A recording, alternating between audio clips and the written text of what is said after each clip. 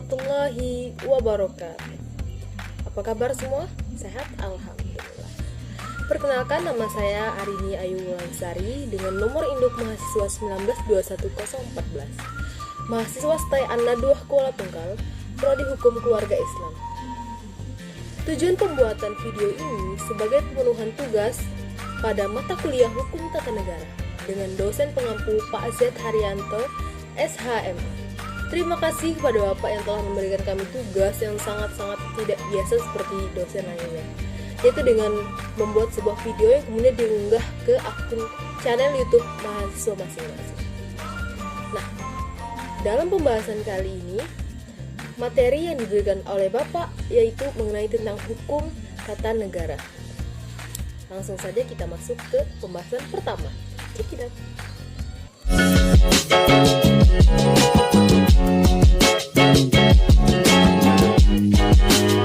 Pada pembahasan pertama, yakni tentang definisi hukum tata negara menurut beberapa negara di dunia. Hukum negara dalam bahasa Indonesia diartikan dengan hukum tata negara. Di beberapa negara dunia, hukum tata negara dikenal dengan berbagai macam istilah.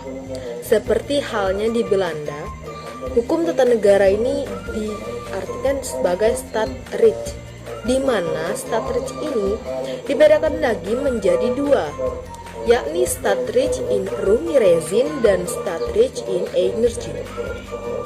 Staatrecht in Ruhmierezin adalah hukum tata negara dalam arti luas, yakni terdiri dari hukum tata negara dalam arti sempit, kemudian ditambah lagi dengan hukum administrasi negara. Nah, sedangkan Staatrecht in Einergien adalah hukum tata negara dalam arti sempit.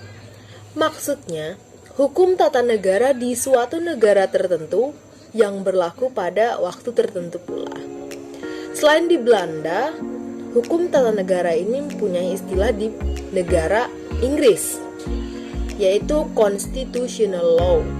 Kemudian di Prancis juga ada, yakni Droit constitutional. Dan di Jerman ini memiliki dua istilah, yakni Verfassungsrecht untuk hukum tata negara, sedangkan untuk hukum administrasi negara itu Verwaltungsrecht. Nah, kemudian kita beralih ke pembahasan kedua.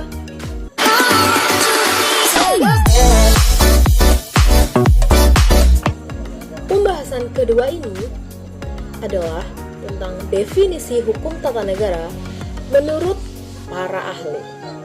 Yang pertama yaitu menurut Cornelis van Vollenhoven, hukum tata negara mengatur semua masyarakat hukum atasan dan masyarakat hukum bawahan berdasarkan tingkatannya.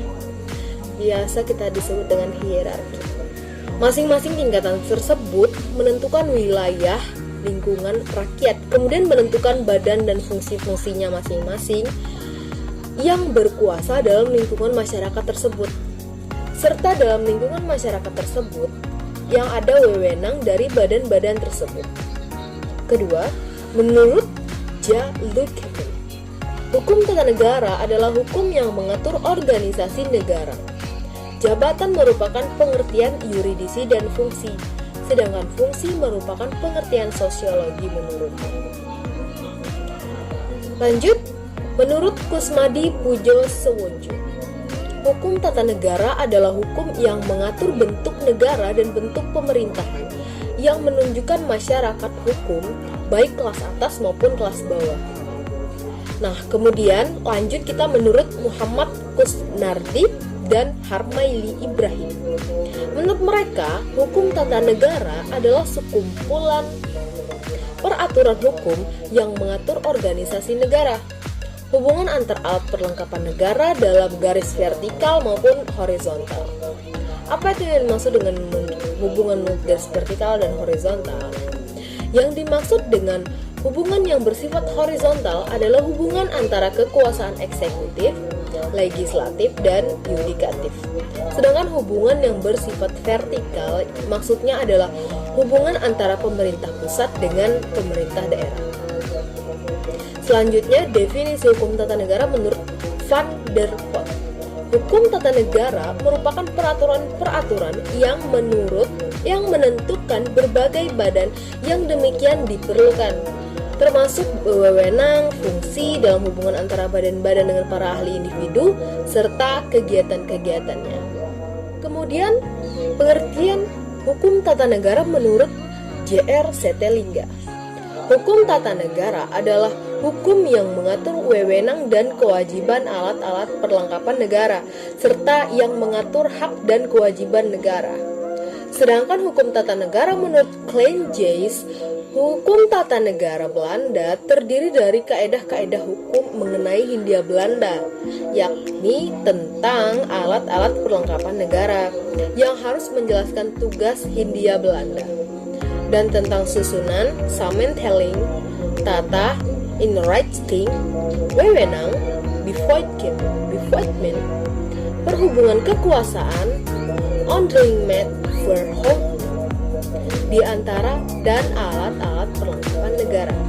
So, kesimpulannya, hukum tata negara adalah hukum yang mengatur organisasi negara, hubungan antara perlengkapan negara, hubungan antar alat perlengkapan negara, susunan dan wewenang, serta hak-hak dan kewajiban warga negara.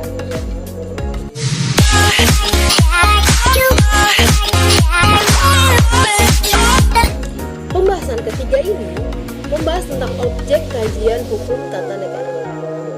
Objeknya itu ada 7. Yang pertama, sebagai penunjukan pejabat. Kedua, tugas dan kewajiban jabatan. Ketiga, kekuasaan, wewenang, jabatan. 4. Batas tugas dan wewenang jabatan terhadap daerah dan orang. Kelima, hubungan antar jabatan. 6. Penggantian jabatan. 7. Hubungan jabatan dan pejabat.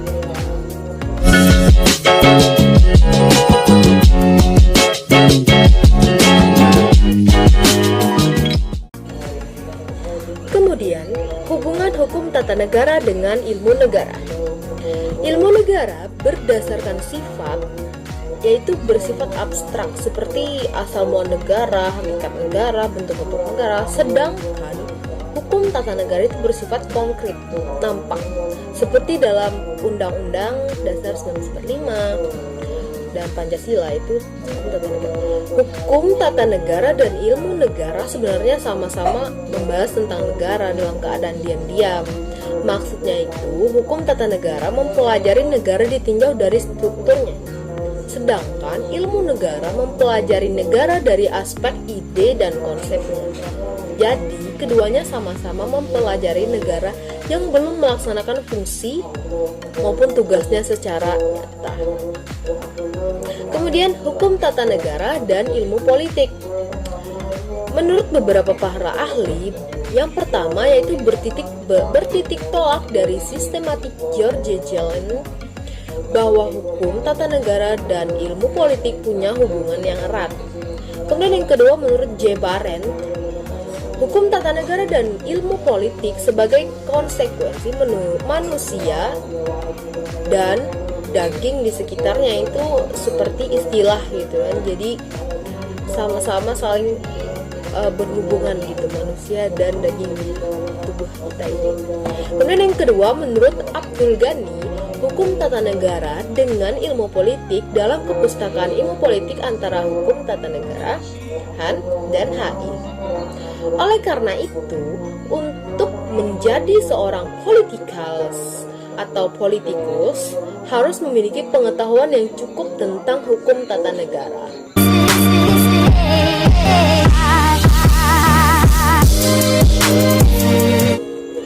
Kemudian masuk ke pembahasan terakhir, yakni tentang hubungan hukum tata negara dan hukum administrasi negara.